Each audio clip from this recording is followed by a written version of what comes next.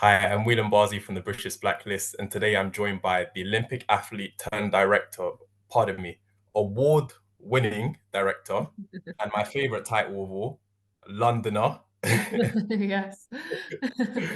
Savannah Leaf, and today we'll be unpacking her moving drama, Earth Mama. How are you? I'm good. Thank you for saying that because my accent sounds American, but I am a Londoner, so I appreciate that. I want to say that I equally have the same appreciation for you, and I do. I have the appreciation for this piece of art that you've put into the world, but at the same time, I do have to be very honest and say that knowing what you've put into the world, you should know how I am without having to ask me because I've taken in your creation. And what I will say right now is that I'm emotionally reeling and Mm. healing right now because of you. Oh, that's amazing. Thank you so much for sharing like that. I'm glad to hear that you're healing with this film. Mama, what made you most importantly feel compelled to tell this story? Yeah, well, the first draft of the script was kind of initially written because I was inspired by meeting my sister's birth mother at the age of 16 and what that felt like for me at that time.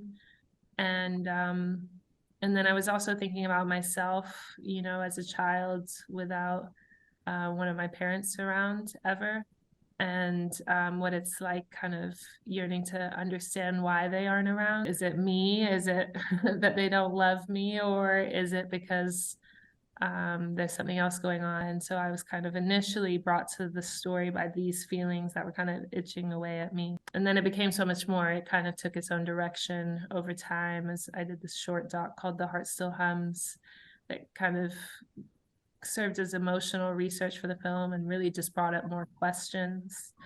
And with those questions, I did further research and casted the film. And so there was even more kind of stories, and it became kind of this collective voice between myself and the whole team involved. You call it research, but I guess to put it like in a more tangible sense, what you really did was engage in the act of human interaction, you know, Mm. and being around people and somewhat absorbing their energy and to an extent I can only assume also elements of their trauma as well. What were those conversations like and how did you safeguard yourself at the same time as being emotionally receptive to the stories that you came across and encountered? Yeah, something that I'm trying to figure out how to do. And I'm constantly safeguarding myself from receiving a lot of trauma. I think I'm still figuring out how to do it. I don't think I was necessarily prepared for all of that. I think I went into it just listening and trying to be understanding and also be open to the difficulties of parenthood and trying to be understanding of that. And, as a child, you think about the parent that's not around and you might be angry at them, or you might think, I don't fucking need to know them. I don't, I don't need anything to do with them. But I think maybe part of healing is about trying to be a bit more open to the world of possibilities that they've been through. Um and so I really try to do that as much as possible with all these people, the mothers, fathers, everybody that we've had kind of involved in the process. And at times we would have mothers consultants on set, as support for the mothers in the film. At times it was difficult, and some of us were crying and trying to support each other, and at other times yeah, we didn't know what to do.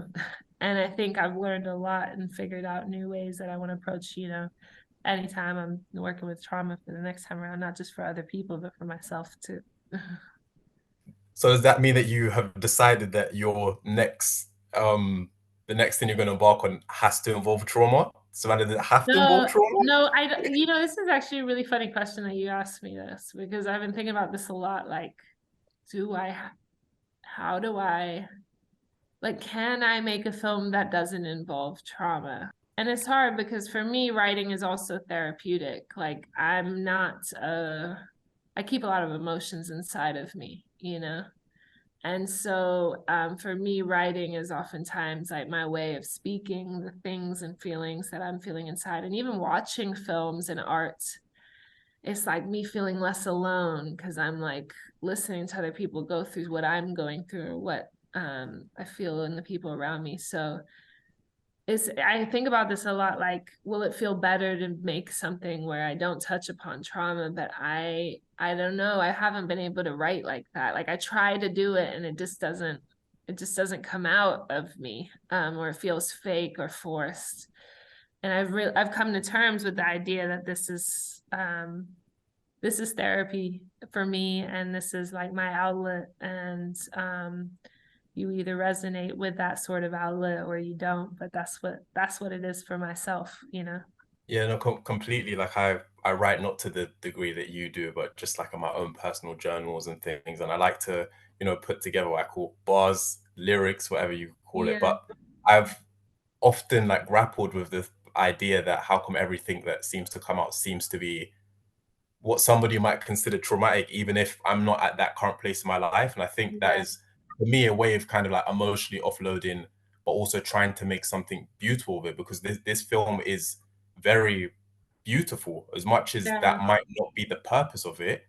But when you look at it and when you take it for what it is on a fundamental human level, there's so much beauty in this story. And I just wanted you to speak to um, Gia as the main character, and I guess her journey and how you were able to craft beauty within that. yeah. I think I like that way of putting it, that like maybe turning trauma into something that's like you can bear a little, like you can see beauty in it. And that, I guess that there's like a fine balance in that, and like not kind of aestheticizing trauma as well, and not trying to make it this, like, yeah, this beautification in a way that's like insensitive or glorifying pain. And that's not what I'm trying to do. I think something that's really important to me is to have this like very um this tone in the film that is what's the right word? It's kind of like creating space for the characters to live in and breathe in. That's really seeing them, but also seeing their community and the support team around them and the color that kind of comes out of people and the humanity in our skin. It's not like aestheticizing us and making everyone dark, like dark and you can't see our face, like just seeing all the rich color in everybody's faces. um and that's really important to me. So yeah, I don't know, I like how you put that though, like finding the beauty in trauma, but like that can be like a healing thing as well. Yeah, I guess for me, what I also observed in the film, which I thought was really interesting, is the way that you managed to strike a balance between vulnerable and guarded. And I could use the examples of Gia and Miss Carmen, for example, and I guess Gia's interactions with different institutions. As a mother who's navigating the the system essentially with having children in foster care and trying to potentially maybe see if she can get those children back, or the process of doing that. She was very vulnerable and very open about what she wanted and how important it was for her to have that physical connection with the children as well as spiritual. But then she was encountering people, whether it be the coaches that she encountered, like Miss Carmen, who were obviously cared about the women in the class, but had to remain somewhat guarded and somewhat shielded in order to do her job to the best of her ability. The same with the social workers who she was speaking to, and them telling her about the different loopholes and things that she needed to overcome Mm-hmm. in order to, get access to her children again. So I just wanted to know how you were able to strike that balance, and if it was very intentional to have vulnerable go up against, I guess, guarded in so many different situations and circumstances in the film. Yeah, I think about, I guess something that I thought about a lot was like myself when dealing with, you know, for example, I'll put it in like a very basic term, like being in school, for example. in this kind of systemic place, and there's all these requirements of you, and maybe your personality doesn't feel right in this school environment, but you're trying to do well, you're trying to succeed. And oftentimes in those environments, what I would do is I would go quiet because I didn't know how to be myself in that space. Didn't feel comfortable speaking up. And sometimes when I even spoke up, people made me feel stupid, made me feel like I shouldn't be there. And at other times, I got in trouble, for things. And so I learned to be quiet in order to survive in that space or thrive in that space. And in a more kind of in a more intense version of that, Gia is in, this other system, and she's trying to get her kids back, but she knows if she yells or shows these kind of inner emotions that are going on inside of her, it might affect whether or not she gets her kids back. It probably will. So she learns to keep it inside, and she doesn't know how to be vulnerable and share her emotions all the time, because that has not helped her all the time, and it, in fact, has hurt her. And so that's something we were looking at a lot in Gia, and trying to pull that out, is like, how do we show what it's like to have to kind of monitor yourself in order to survive. And I think that's a really relatable thing for a lot of people.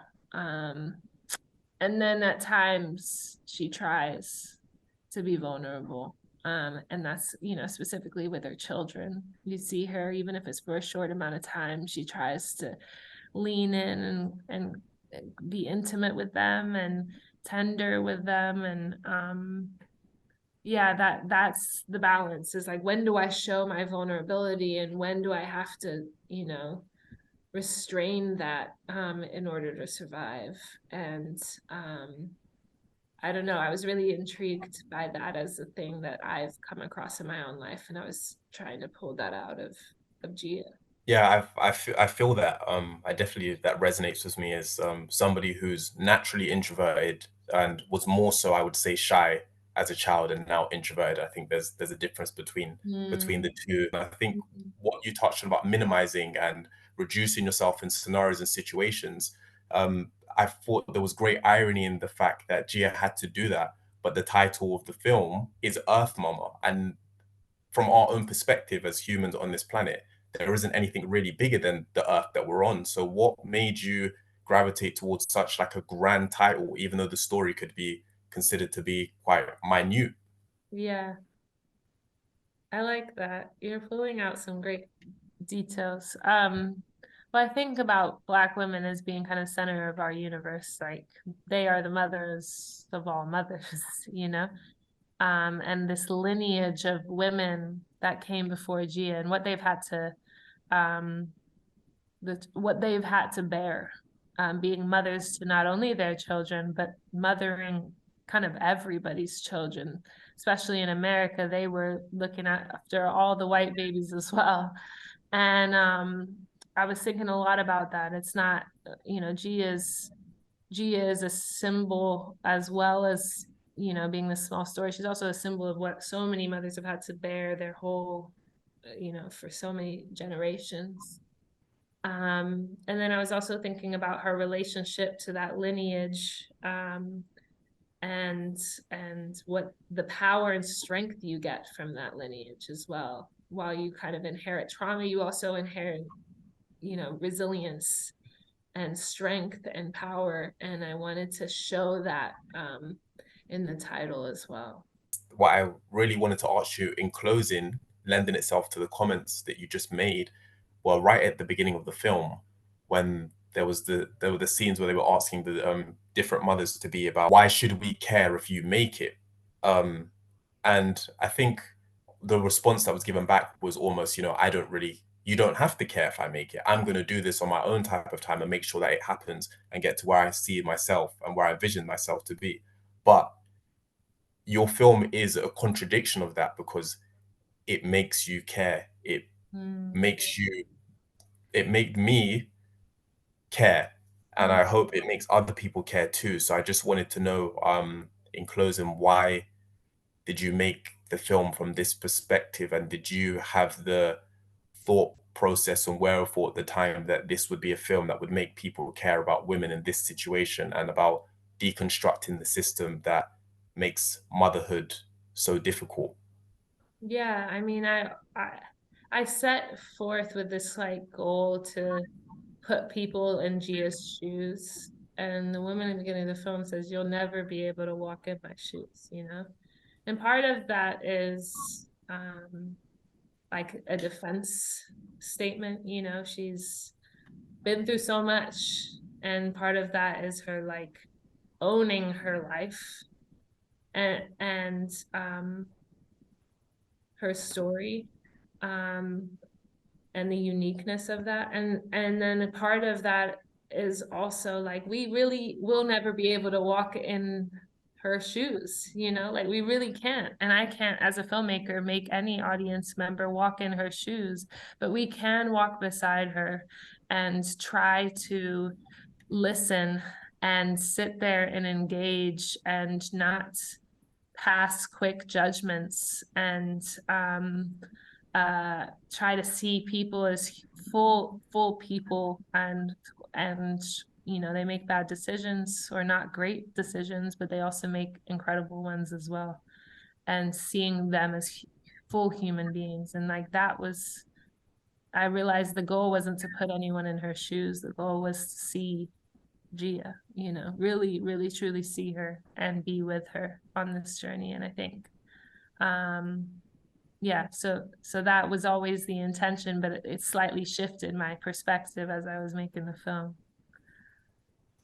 Every time I'm trying to let you go, keep reading me back in. Okay, one more, one more, one more. Because you mentioned the fullness of it. I think what I really loved is the fullness of the maternal experience. A lot of the time, even though this was about a mum and a mother, we didn't really see her with her children, but we still felt almost like an energy and an aura coming off her of a mother.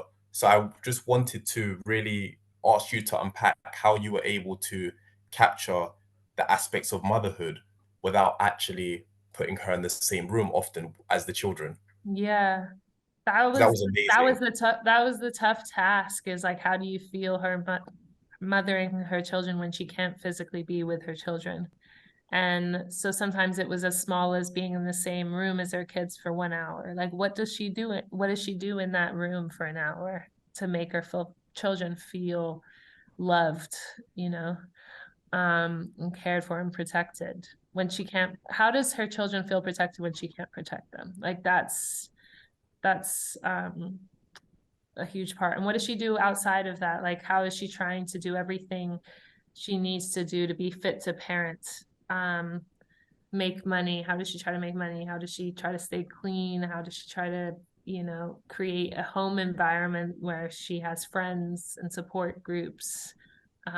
Is that possible, you know, with the trauma of being separated from your children? And then um also seeing how she mothers her friends, you know, at times how she takes on that maternal role. And then also like in phone calls or different, you know, distant moments with her children, how does she create tangible maternal relationship? And you know, I was thinking a lot about you as your parents, like you go sleep over at your friend's house as a child and you call your mom and you're like, I want to come home. And like, what does your mom do on that phone call to settle you and make you feel okay to stay over at the house? Or does she just come pick you up? But like, what is that feeling? How is she mothering you through the phone? Um, and so, yeah, I tried to think of what does motherhood be? What does it motherhood feel like in all these different aspects when you can't physically be around your child?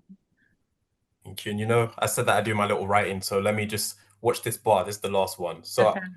as somebody who has just talked about the spirits of motherhood and not being in the same space, what do you hope for this film, which is essentially your child, which you're no longer in the same space as, that has gone on to live its own life? What do you want for this film to grow into?